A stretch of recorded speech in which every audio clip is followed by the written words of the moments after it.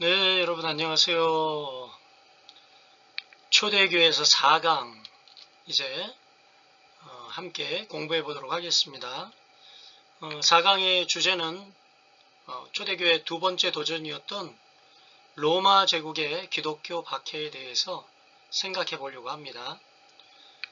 제가 첫 번째 강의에서는 교회사의 정의, 또 역사 신학과 또 이렇게 교회사와 차이, 역사신학 그리고 또 조직신학 이런 것에 대한 신학에 대한 차이점을 좀 이야기했고요. 그래서 이렇게 역사적으로 배우는 것이 또 학습에 유익할 거다 이런 이야기를 드렸습니다. 저번 강의에서는 또 기독교의 첫 번째 도전이었던 유대교 문제에 대해서 함께 나누었고요. 이제 오늘은 그 두 번째 도전인 로마 제국의 기독교에 대해서 함께 상고해 보려고 합니다. 살펴보겠습니다. 말씀드렸듯이 우리는 순수히 역사적 접근 방법을 사용해서 이렇게 초대교회를 살펴보려고 합니다. 좀 신학적 접근과는 구분될 수 있는데 교회에서 듣는 신학적 이야기가 아닌 역사적 사실에 기반한 강의를 진행할 것을 알고 여러분이 오해 없기를 바랍니다. 그래서 역사적 관점에서 이해하는 내용이 되길 당부드리고요. 이 역사적 관점으로만 초대교회사를 여러분과 다뤄보도록 하겠습니다. 지난주 이렇게 우리가 공부하면서 기독교의 제일 먼저 큰 도전은 유대교의 도전이었다. 그런데 계속해서 이 도전과 응전을 통하여 기독교는 확대해 나갔고 또 더 공교해졌다 이런 말씀을 드렸는데 그렇습니다. 기독교의 첫 번째 도전은 유대교였지만 유대교의 한 종파인 나사렛파에서 기독교가 출발했음을 여러분 이해를 하셔야 될 겁니다. 만약 이 나사렛파 안에 유대교 안에 그대로 남아있다면 오늘날 기독교는 존재할 수 없었을 것이다. 이런 말씀을 드렸고요. 그리고 이제 이런 도전을 준 것이 이제 사도 바울이 사도행전 15장에서 이방인들에게 복음을 전하고 그들에게 이제 이방인들에게는 율법의 문제를 적용하지 말자고 예루살렘 공회를 통해서 이제 함께 결정을 하게 되는데요. 율법의 정신만을 계승하자는 결정으로 기독교가 정말 민족적 한계나 또 인종적 한계를 넘어서게 되는 아주 귀한 또 토대를 마련하였다. 도전이었다. 이렇게. 그리고 거기에 대한 적절한 응전으로 기독교는 또 이렇게 한 민족의 종교가 아닌 정말 이렇게 전 세계 종교, 인류를 위한 종교로 발전을 했다라는 것 우리가 좀 생각해 봐야 할 것이라고 사료가 됩니다. 기독교는 유대교 전통을 계승했으나 완전히 따라가지 않았고요. 예수 그리스도가 기독교의 정체성 핵심에 위치한다. 그것에 대해서 결정하고 못을 박는 사도행전 15장 예루살렘 공회 사건을 통해서 이제 정말 더 많은 이방인들에게 그리고 더 복음의 확대를 가져올 수 있는 놀라운 기반을 갖추게 되었다. 그래서 유대교와 기독교의 차이는 예수 그리스도를 누구로 보느냐에 달려 있다라는 거죠. 그래서 이제 보면 이제 이 유대인들은 예수 그리스도를 실패한 한 지도자로 그것도 잘 봐서 그 정도로 보고 있다라고 이야기했습니다. 이렇게 기독교가 세계 종교로 발전하는 과정에서 유대교로부터 독립한 것이 정말 핵심이었고 첫 번째 도전이었으며 전환점이 되었다라는 것을 여러분께 이렇게 말씀을 드리고 싶습니다.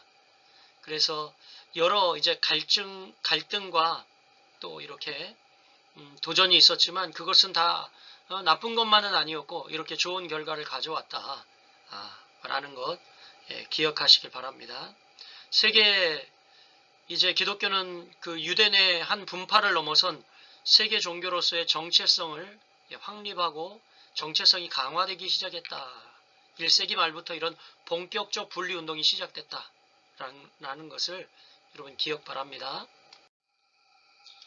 예, 이제 한 유대교의 작은 종파였던 나사렛파에서 시작됐던 이 기독교가 이제 세계 종교로 급성장하게 되었습니다.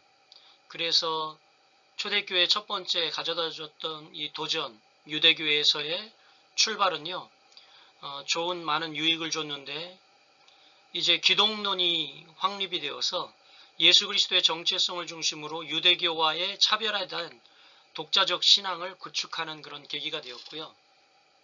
또 아울러 율법주의 형식을 거부하고 믿음과 영성을 강조한 새로운 패러다임의 기독교, 그래서 바울의 신학이 혁신이 되었습니다.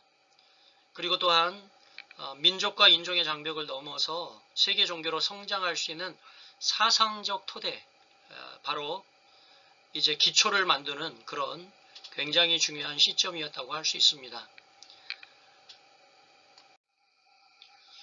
예, 기독교 박해의 출발은 이제 로마 사회 속에서 기독교인들이 점점 확산되고 또 이렇게 확대되면서 갈등을 형성하게 됐는데요.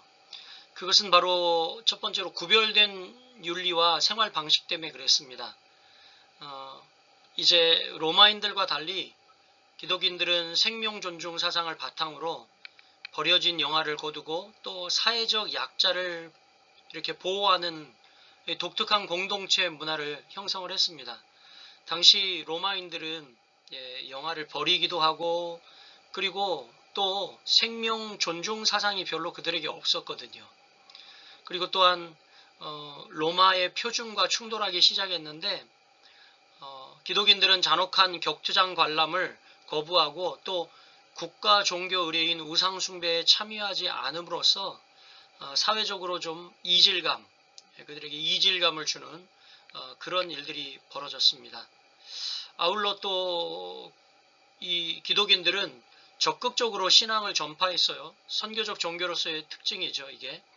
단순한 도덕 집단을 넘어서 선교적 태도를 견지하면서 적극적으로 신앙을 전파해 갔는데 기존 질서와 이제 부딪히면서 이것들은 긴장을 초래하기 시작했습니다. 그렇습니다. 이렇게 많은 이제 사회 속에서 기독교의 확산을 통해서 갈등이 일어나기 시작했는데 로마인들의 시선이 그들을 위험한 집단으로 보기 시작했어요.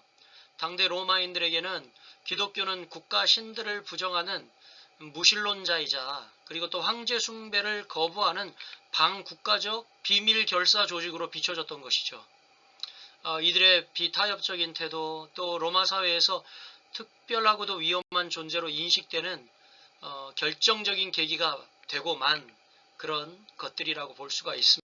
첫 번째 이 박해 원인이 바로 구별된 삶에 대한 반감으로 일어났다고 말씀드렸는데 이제 두 번째는요, 이 신학적 오해에서 비롯되었습니다. 그러니까 그들은 이제 성만찬을 주님의 몸과 주님의 피를 나눈다는 그런 것을 그냥 문자적으로 받아들이고 오해해서 저들은 인육을 섭취하는구나.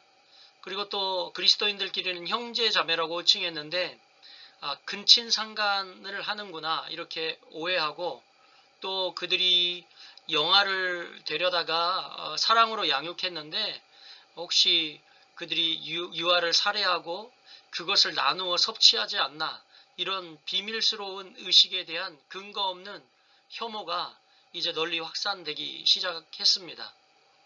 그리고 아울러 또 이런 구별된 윤리와 배타적 집단성 때문에 더 박해를 받게 되었는데 로마의 관습과 가치관을 거부하는 독특한 생활 방식을 그들은 고집했어요. 적극적인 선교 중심의 태도는 이렇게 기존 공동체 질서를 위협하는 위협적 요소로 작용하기 시작했습니다. 그리고 또한 그들에게 되게 거부감을 주었던 것이 우상 숭배와 황제 숭배를 거부하는 것이었습니다. 국가 종교의 의례인 황제 숭배를 거부하는 행위는 단순한 신앙의 차이를 넘어서 바로 정치적 중심성을 부정하는 반역 행위로 간주되었기 때문입니다. 그래서 그들은 참 안타깝게도 이렇게 박해를 받게 되는 시작이 되었죠.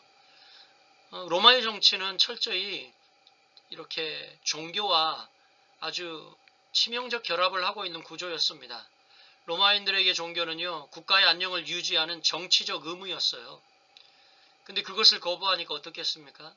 기독교인의 이 비타협적인 태도는 단순하게 종교적 이단을 넘어 로마 제국 전체를 위협하는 정치적 적대 세력으로 해석되는 결정적 배경이 되었던 겁니다. 이렇게 기독교 박해를 야기하게 된 것들을 살펴보았는데요.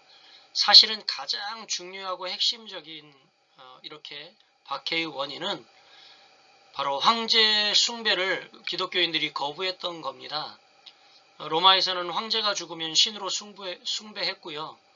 일부 황제는 살아있을 때부터 신으로 숭배받기를 원했습니다. 그러나 기독교인들은 황제를 위해서는 기도할 수 있으나 황제에게는 절할 수 없다, 숭배할 수 없다, 이렇게 거부를 했던 거죠. 그래서 황제 숭배 거부는요, 종교적 문제이자 또 황제에 대한 충성과 정치적 문제로 연결되어서 이제 황제 입장에서는 정치적 반란의 가능성으로 인식되어서 기독교인들을 박해하기 시작한 겁니다. 이렇게 로마의 기독교는 이렇게 구별된 삶, 신학적 오해, 황제 숭배라는 세 가지 복합적인 이유로 발생 시작했는데요. 그 첫 번째 박해가 바로 AD 64년 네로 황제의 시기라고 할 수 있습니다. 이렇게 64년에 기독교인들에게 첫 번째 박해가 시작됐는데 바울과 베드로가 이때 순교한 것으로 많은 학자들이 추정을 합니다. 로마시에 이 화재가 발생해서 로마시가 이렇게 4구역이 있었는데 그 중에 10구역, 즉 3분의 2가 불에 타는 이제 이렇게 사건이 발생을 합니다. 그런데 이상하게도 불에 타지 않는 지역이 유대인 지역과 기독교인들이 거주하던 지역이었음이 이제 나타나게 된 거죠. 그들에게는 피해가 적었고 또 그들에게는 이렇게 이렇게 불로 인한 화재로 인한 큰 피해가 없었어요. 그러자 로마 시민들이 이것은 기독교인들이 방화한 것이 아닌가 의심을 하기 시작했고요. 네로 황제가 불난 지역을 청소하고 또 그 자리에 황궁을 짓겠다는 소문이 퍼지기 시작했습니다. 황제가 황궁을 짓기 위해서 불낸 것이 아닌가 하는 의심이 제기되기 시작했는데 그래서 기독교인들에 대한 부정적 시선과 더불어 이제 네로 황제에 대한 의혹이 복합적으로 작용해서 네로 황제는 자신에게 향하는 공격의 화살을 피하기 위해서 이제 기독교인들을 희생양 삼기 시작한 겁니다. 정치적 희생양이 되었던 거죠. 이렇게 자신에 대한 민심이 흉흉해지고 그곳에 자기의 왕궁을 짓겠다, 황궁을 짓겠다라는 그런 소문이 나면서 이거 누군가에게 정말 죄를 뒤집어 씌워야겠구나. 그리고 기독교인들을 희생양 삼아서 방화범으로 몰고 갔던 거죠. 그래서 결국은 잔혹한 순환이 시작되어지는데 로마 시내에서 우리 기독교인들은 이렇게 맹수의 먹이가 되고 들짐승 가죽에 묶여서 개들에게 먹이로 던져지기도 하고 또 인간 등불, 기둥에 이렇게 사람을 묶어서 불로 태워 어둠을 밝히는 인간 등불, 가로등으로 사용했다라는 것입니다.